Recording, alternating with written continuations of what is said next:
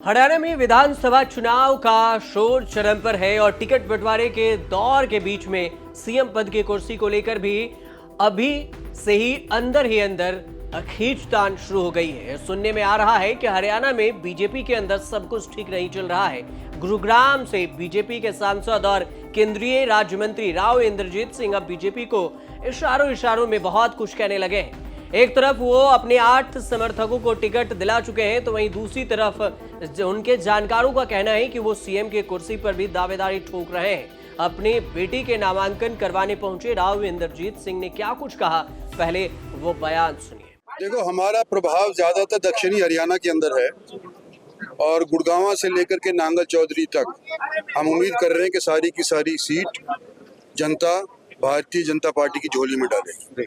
अच्छा, आपकी बार ज्यादातर सीटों के ऊपर आपके कैंडिडेट मिले हैं आपको, तो आप दक्षिण हरियाणा से लगता है कि अब की बार कहीं ना कहीं चौधरी की जो लड़ाई थी वो पूर्ण करवा पाएंगे? देखो, पार्टी ने मेरी सीट या किसी और की सीट के नाते टिकट नहीं दिए हैं। सर्वे होते हैं और सर्वे के आधार के ऊपर जो सबसे सर्वप्रिय कैंडिडेट नजर आता है उसको टिकट मुहैया करती है। तो मैं समझता हूं कि ये सौभाग्य है कि जो लोग मेरे साथ भारतीय जनता पार्टी के अंदर शामिल हुए थे, तो सर्वे के अंदर उनका नाम सबसे अव्वल आया और उनको टिकट मिल गई। आरती राव को टिकट मिली, आज नॉमिनेशन किया है, किस तरह से चुनाव की प्रक्रिया रहेगी, अब क्या कर रहे हैं? चुनाव तो जनता लड़ेगी, हमने तो अपना टिकट दिलवाने का काम कर दिया, अब जनता चुनाव लड़ेगी। सर, अहिरवाल की जनता आपको सीएम देखना चाहती है, इसके बारे में आप क्या? देखो, ये अहिरवाल की जनता का कई सालों से सपना है, लेकिन 10 साल पहले जब मैं भारतीय जनता पार्टी के अंदर अपने साथियों के साथ शामिल हुआ था, तो उस टाइम तक कई लोग पार्टी के अंदर मुझे बाहर का एक व्यक्ति माना करते थे। मैं समझता हूं जो मैंने और मेरी बेटी ने 10 साल मशक्कत करी है पार्टी के लिए, तो हमारे को शीर्ष नेतृत्व ने आज के दिन स्वीकार कर लिया। सर, नाराजगी जो है और प्रत्याशी थे उनकी कहीं ना कहीं नाराजगी भी नजर आती है, उसको किस तरह से खत्म कर पाएंगे नाराजगी जो है? देखो, हम तो प्रयास ही कर सकते हैं, लेकिन फैसला तो जो इंडिविजुअल होता है वो मन से अपनी वोट देता है।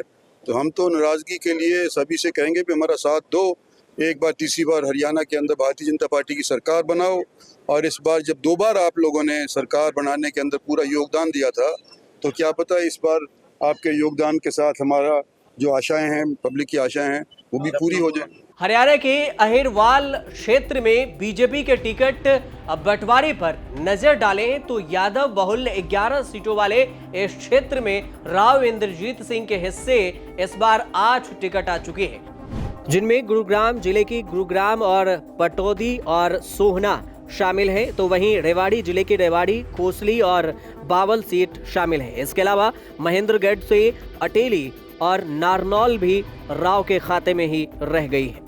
टिकट वितरण में राव इंद्रजीत सिंह के दबदबे का अंदाजा आप इस बात से लगा सकते हैं कि कोसली, बावल और पटौदी, इन तीनों सीटों पर राव इंद्रजीत सिंह और पूर्व सीएम खट्टर में ठन गई, लेकिन अंत में राव इंद्रजीत सिंह के हाथ लगी है ये टिकट। महेंद्रगढ़ विधानसभा अगर क्षेत्र की बात करें तो ये भी कयास लगाया जा रहा है कि यहाँ बीजेपी या तो रामविलास शर्मा को ही रिपीट करेगी या फिर खुद आजकल राव इंद्रजीत सिंह के जय जयकारे लग रहे हैं तो फिर किसी यादव चेहरे को टिकट दे सकती है।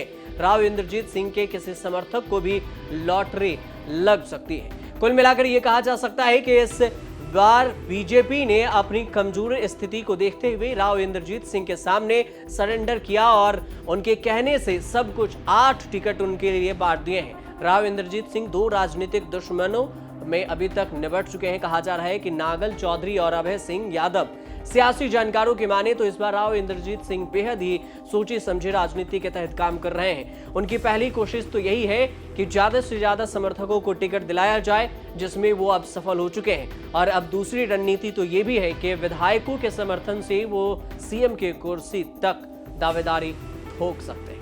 देखना होगा कि आने वाले दिनों में हरियाणा की राजनीति में क्या कुछ नया सियासी समीकरण देखने को मिलता है। आपकी जानकारी के लिए बता दें कि हरियाणा में 5 अक्टूबर को चुनाव है और लोकसभा के परिणाम 8 अक्टूबर को आएंगे। उसके बाद ही पता चलेगा कि हरियाणा के जो ताज है वो किसके सिर पर चढ़ाया गया है, किसके सिर पर बांधा गया है। फिलहाल आप देखते रहिए न्यूज़ तक।